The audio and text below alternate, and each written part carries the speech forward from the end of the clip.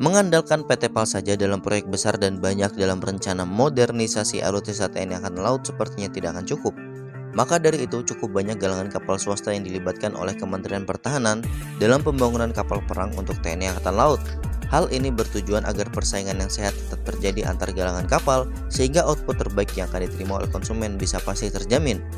Salah satu proyek besar yang diserahkan Kementerian Pertahanan kepada pihak swasta adalah pembangunan kapal OPV atau Offshore Patrol Vessel 90 meter ke PT Daya Radar Utama.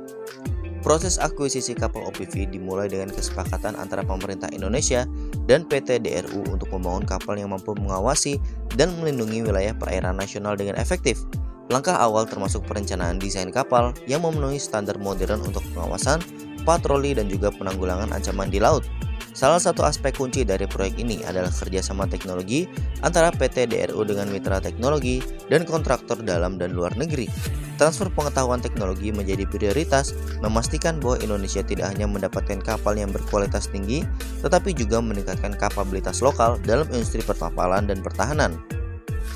Kapal OPV yang sedang dibangun ini dilengkapi dengan sistem navigasi yang canggih, peralatan sensor modern, dan kemampuan komunikasi yang kuat.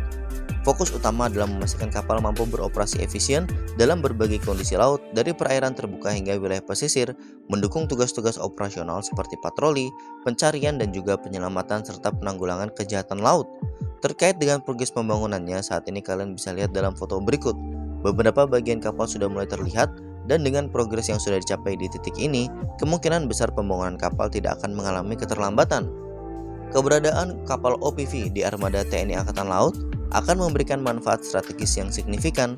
Selain meningkatkan daya deterensi terhadap aktivitas ilegal di laut, kapal ini juga berpotensi untuk mendukung operasi kemanusiaan dan bantuan bencana di kawasan maritim Indonesia yang rawan. Proyek pembangunan kapal OPV oleh PT DRU merupakan langkah maju dalam membangun kemampuan pertahanan laut Indonesia. Dengan komitmen pada kualitas, keamanan, dan transfer of teknologi, Indonesia tidak hanya memperkuat kedaulatan maritimnya, tetapi juga membangun industri pertahanan yang mandiri dan berdaya saing. Proyek pembangunan kapal OPV juga memiliki dampak ekonomi yang signifikan bagi Indonesia, salah satunya menciptakan lapangan pekerjaan langsung dan tidak langsung di sektor perkapalan. Proyek ini juga mendorong pertumbuhan industri lokal yang terkait dengan produksi dan pasokan komponen lokal.